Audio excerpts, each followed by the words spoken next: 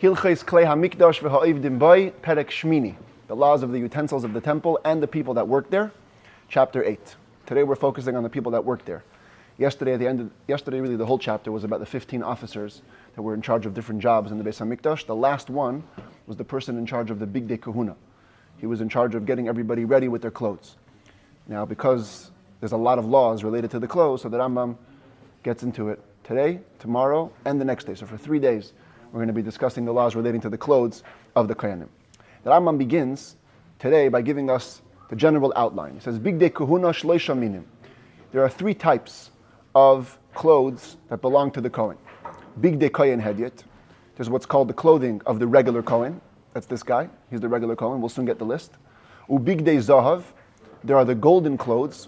Golden clothes means the regular clothes of the Kohen Gadol, of the high priest. And then there is Big Day Lavan, the white clothes. These are the white clothes of the Kohen Gadol that he wears on Yom Kippur when he goes into the Holy of Holies. Even though technically speaking, it's the exact same clothing as the Kohen Hedyet, as the regular clothes, but the Rambam calls them a separate category. There's a big discussion in the commentaries on this. Some even say that the Rambam should have counted it as a separate mitzvah. If he believes that there's separate clothing, it should be a separate mitzvah. But definitely, according to the mystical interpretation, as the Rebbe brings it, on Yom Kippur, the Kohen Gadol went into a whole different reality. When you go into the Holy of Holies, you become a new person. And so all the clothes that he was wearing was a completely different category of clothing, not just the regular Kohen's clothing. Big Day Kohen Hedyet Hem Arba'a Kelim. The clothing belonging to the regular Kohen are 4 articles. Ksainas, that's the long tunic. Umichnasayim, kind of leggings, shorts, let's call it, pants. Umigbas, a tall hat. Ve'avneit, and a long belt. V'arbata and shalpishtan levanim, v'chutan kafel shisha. All 4 of them are fundamentally made out of white linen, 6-fold strands. Right, like I showed you yesterday on the tzitzis, every string is really multiple strings. So by them too, every string was really 6 strings. V'ha'avneit levadei rakum batzemer. Only the belt had some wool woven into it, gave it some color, as we'll soon see. Halacha Beis, Big Day Zav, Hein Big Day Kohen Gadol. The golden clothing, those are the clothing belonging to the high priest, Ve'hem Shmeina Kelim. And there are 8 articles. Ha'arba shel kol Kohen, these 4, the 4 of every Kohen. And now the Rambam adds the following 4. Ume'il, and the blue robe, the ephod, and the colored apron, the choshen, the breastplate with the stones, the tzitz, and the headband. These are the 4 additional ones. We're going to see tomorrow at length about this, but the bottom line is the Rebbe understands that the Rambam's opinion is that the clothing of the Kohanim were not so much clothing as much as they were jewelry. There's a big discussion if the clothing are begadim or tachshitim. Are they clothing or are they jewelry? According to the Rambam, their main feature was jewelry. And therefore, the way he counts it, the way he lists the clothing, goes upwards the more jewelry-like they are. The first is the robe. It's most clothes-like, but there's some little jewelry on it.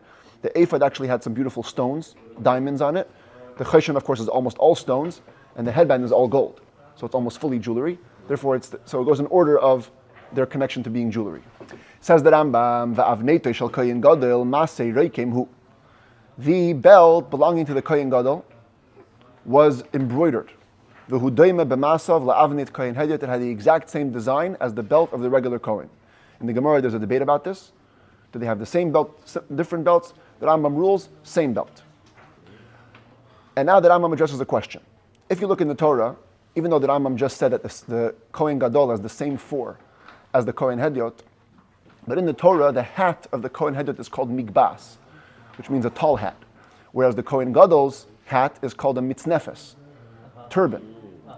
So the Rambam addresses it. He says like this: Umitznefes ha'amura be'arein hi hamigbas ha'amura be'banav. You should know that really when the Torah uses these different words, mitznefes, migbas, it's the same exact thing.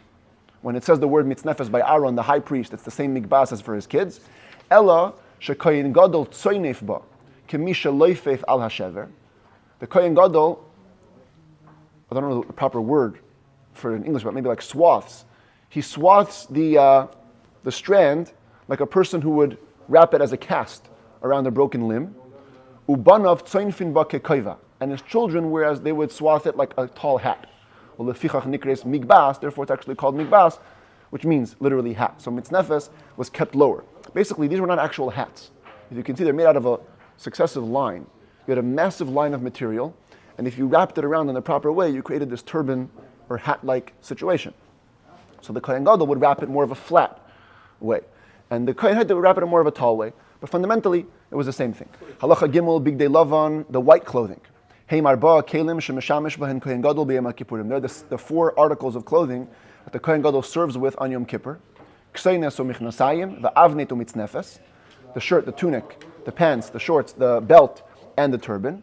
V'arbaton levanim. On Yom Kippur, they were all 4 made out of fully white material. V'chutan kafel shisha, 6-fold strands. U'minapishtan levadayhem, only from linen.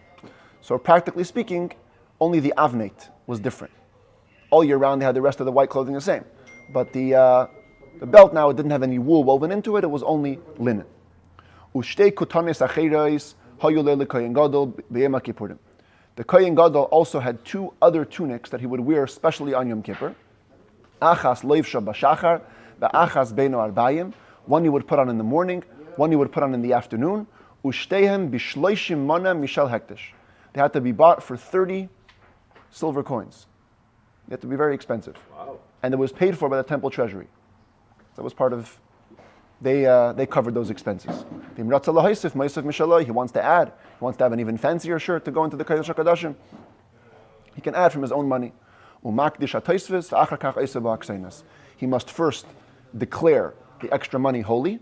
That way he hands it off to the temple treasury. And then they can make the tunic, so it's not private funds, it's public funds. Halacha Daled Bigdei Kahuna Mitzvasan Sheyiu Chadashim. The mitzvah of the clothing is that they should always be new.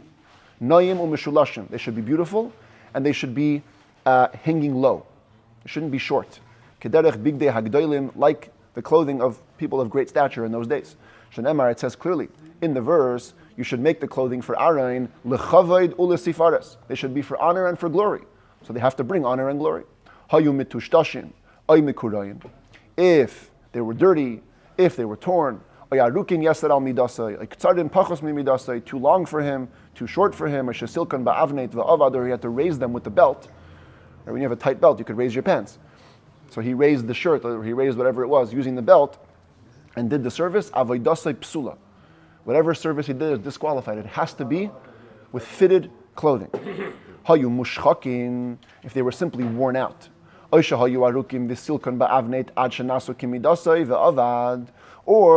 they were long, and he moved them up with the belt till they became like his measurement, appropriate to his measurement. Then avaydasek sheira.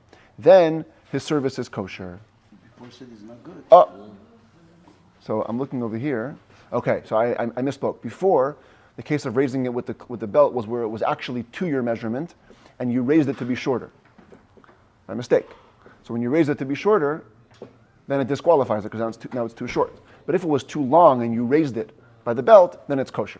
Halacha hey, kol beged mi bigdei kahuna shanasu tzayin. Any clothing of the Kohen's clothing, if it becomes dirty, ein melabdin naisan ve'ein mechabstin naisan. We don't wash them, we don't launder them, no laundry. Ela manicham lapsilos v'leivesh chadashim. You leave them for the wicks, and you put on new ones. What does it mean, the wicks? So every Sukkot, there was Simchas Beis HaShe'eva, there was a massive gathering in the temple. And they had these massive lanterns. They were very, very tall. And they lit up the sky for the celebration. What was the wicks that were used? From the worn out, dirty clothing of the Kohanim, they used the material for wicks. If the Kohen Gadol's clothing became worn out, we simply bury them. The white clothing that he uses on Yom Kippur, you never serve a second time with them. You bury them in the place where he takes them off. As it says, sham. Torah makes extra words. It says at one point in the temple service, he takes off the clothing and he leaves them there. I mean, yeah, obviously leave them there. No, Torah is saying you have to leave them there, and you don't use them again. They're forbidden to have any benefit from them. You literally put them away. The pants and the belts of the regular Kohens that became worn out, they would make from them wicks. Here it is. They would light them in the temple, and at the joyous celebration surrounding the drawing of the water on Sukkot. The tunics, the shirts of the regular Kohen that became worn out, they made the wicks for the menorah. The regular menorah wicks were coming every day from worn out Kohen clothing. Halacha Zayin kol bigdei hakohanim inan bayim ela mishal tzibur. All the clothing for the Kohanim were paid for by public funds, taxpayers' money. The Yachid shehisnadev beged mi bigdei kahuna. If an individual wanted to donate a clothing of the Kohen's clothing, moiser la tzibur umutar, he had to hand it off verbally and intentionally, hand it off fully to the community, and then it's permitted. Truth is, any utensil in the temple, any wood, let's say for the mizbeach, if an individual brings them and hands them off to the community, it's allowed. And they're kosher. Even if you have an actual communal sacrifice, usually there was a fund for that. Every Jew would give half a shekel each year. Let's say they ran out and there needed to be one day there's a communal sacrifice, they don't have an animal, comes a regular guy, says, you know what, I'm donating my animal, today they're going to bring the daily sacrifice for my animal. If he hands it off fully to the community, kshedim, they're kosher, bilvad, sheyim, serim, atzibur, again, provided he hands them over to the community. Halacha ches, bigdei kohanim ed yaitim, hayu oisim mian machlotzeis rabbis. The clothes belonging to the regular kohanim, they made many sets. Machlotzeis means sets. V'shisha v'tishim chaloin. Hayu b'Hamikdash lahaniach b'hen abgadim. They had 96 windows in the temple. We'll call these lockers, okay? To put the clothing in. This is supposed to be an imaginary depiction of this room. There was a special room where they had the Kohen uniforms, and all these windows would line the walls. 96 windows. Why 96? Arba chaloinos lekol mishmar. 4 windows for every weekly watch. There was 24 weekly watches. 24 times 4, 96. But you can have color coding? Just the avnet. Only the belt was colored. But you see No, they're lining up. They're coming in to get their clothing. They came in their regular clothing. They get in their uniform. Arba chaloines lekol mishmar. 4 windows for every watch. V'shem kol mishmar kosov ala chaloinesav. And the name of every watch was written on its windows. The kulan stumais that were always closed. Whenever the watch would come in on their Shabbos for their week, they would open up their lockers for that week and take their clothing. When they go out, you put the clothes back and you close it. See you in 24 weeks. Why is there 6 windows open now? Because this is a bad picture. Or maybe this is on Shabbos when they were changing. So both were there, they were switching it out. Why was there 4 windows for everyone? We don't want to mix the clothing. All the pants in one window, they wrote the word pants. All the belts in one window, they wrote belt. All the turbans in one window and all the shirts in one window. It was one size fits all. No? One size fits all. Okay. Halacha Yud, Kohen Gadol, Maniach Bigdei Zav, Balishka Shaloi, Balayla. The high priest, if he had to leave at night, as we learned, he would leave to his house at night. Oy be'ez sheyetzim in Hamikdash, or a time when he leaves the temple, whenever he would leave, he would put his clothing in his special chamber, which is right over here. This is a map of the Beis Hamikdash. Apparently, his chamber was down here on the north side, a private room, special for the Kohen Gadol. And if he had to leave, he would put his clothing there. The special room, we don't mix it with any other people's clothing. Halacha Yud Aleph bigdei kahuna mutar lehanis bohen. The clothing belonging to the Kohanim, it was allowed for them to derive benefit from it. Lefichach loif sham b'yom aveda. So therefore, that means he could wear it all day that he was serving. Afilu shalei b'shas aveda. Even if it wasn't the time of work, he went to go eat lunch, he can stay in his Kohen clothing. Chutz min ha'avneit, except for the belt. He had to take off the belt mipnei shu shatnez, because inherently it was shatnez. It was a mix of wool and linen. Asur lekohen hedyot l'lavshay ela b'shas aveda. It was forbidden for the Kohen to wear it unless he was actually working. This is the Rambam's unique position. Famously, the Rabbi argues on this, and he says the difference is not whether you're serving or not. The difference is whether you're in the temple or not. If you're on the premises, you can always wear it. If you're off the premises, you cannot wear it. You allow anyway in Shachnet, why it's not allowed from the Torah? That we explained, if you remember in the last book, in the laws of Shatnez, the Rebbe has a whole explanation according to Kabbalah why purposely in the Beis Hamikdash we did Shatnez, because the power of a mitzvah is the power to unite things that are inherently opposite. The reason we have Shatnez is that we don't want to mix what Hashem didn't naturally mix. But when you have a mitzvah telling you to do it, that's Hashem saying, now I want you to mix those powers, and I'm going to help you to mix those powers, whatever they need to achieve, when you do it either in the Beis Hamikdash or during the mitzvah time. Halacha Yud Beis, Eina Koyanim Leifshin La'avoda Latzemeru Pishtim Milvad. Kohanim would only wear linen or wool in their clothing. V'chol makom shenemar b'Torah sheish ay bad, whenever Torah uses the funny word, unusual word, sheish or bad, hu ha'pishtim v'hu ha'butz. It's the same thing as linen, also called butz in the Mishnah. Basically 4 names for linen. Sheish, bad, pishtim, and butz. Tchelas ha'amura, this is the linen over here, okay? The white. Tchelas ha'amura b'chol makom hi ha'tzemer ha'tzavua ke'etzem ha'shamayim. Whenever we use the word tchelas in the clothing of the Kohanim, it's the wool that's dyed like the color of the sky, shu pasuch min ha'koichal, a little lighter than dark blue. Ha'argamon hu ha'tzemer ha'tzavua odem. Argamon is the wool that's painted purple. V'telas ha'shani, I know Adam is red today, but it's purple. Telas hashani hu atzemer atzavua betelas.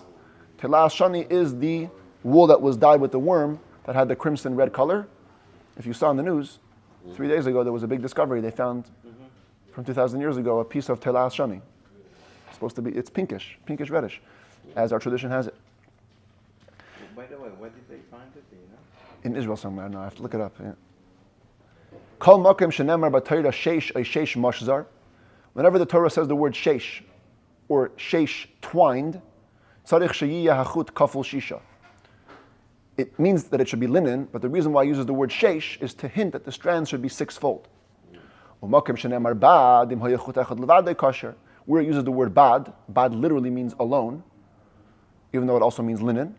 But it means that even if you made 1 string, it's kosher. Mitzvah min hamuvchar sheyeh kaful shisha. Even there, it should be ideally 6-fold. If Torah only says the words twined, that's a code word for 8 times. 8 times fold. Tesvav, Rambam teaches us a fundamental difference. Whenever Torah says the word embroidery,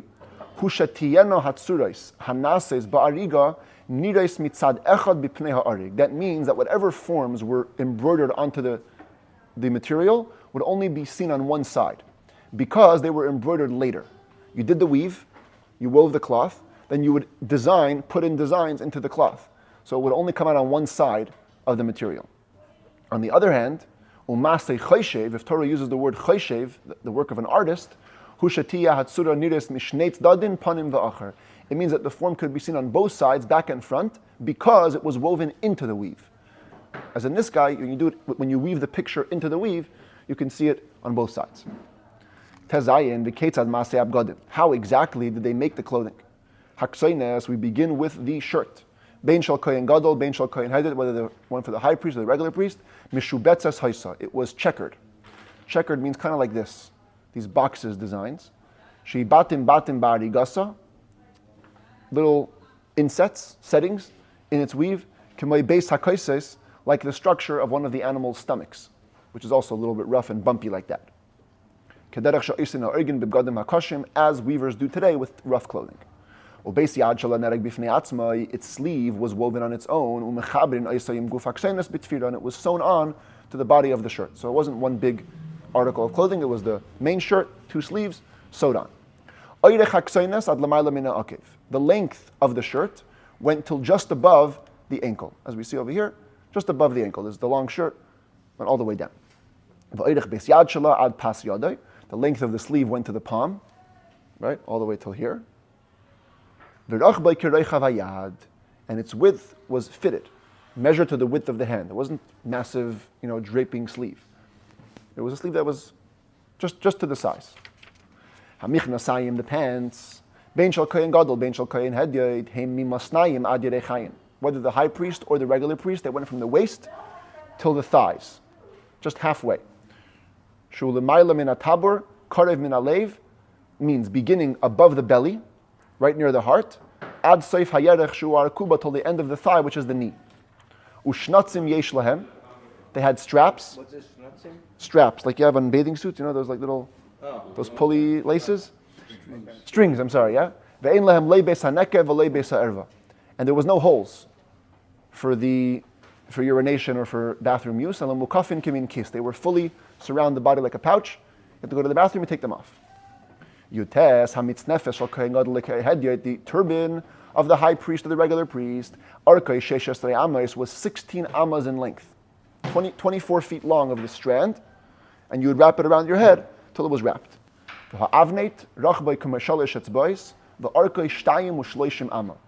The belt was 3 finger breadths thick, wide, and 32 amas long. We're talking 48 feet long. You just wrapped it around again and again, as you see this guy doing over here. See? It's a long, long, long string, and he's wrapping it again and again. The reason we did it so many times is to focus the kohen onto the service of Hashem. It says, "Hi kohen lekrasa lekecha Yisrael." You have to be focused, get ready to serve Hashem. So the more times you do it, the more times you focus. And the Rebbe says it was 32 amas. 32 is leiv, the heart. It puts your heart fully in focus. Ubigdei kahuna kulon, all the kohenic garments, ein oisin oisan maaseh machat ela maaseh oireg, were never sewn, they were woven. Shenemar, as it says clearly in the verse, maaseh oireg, a work of weaving, not sewing, only weaving.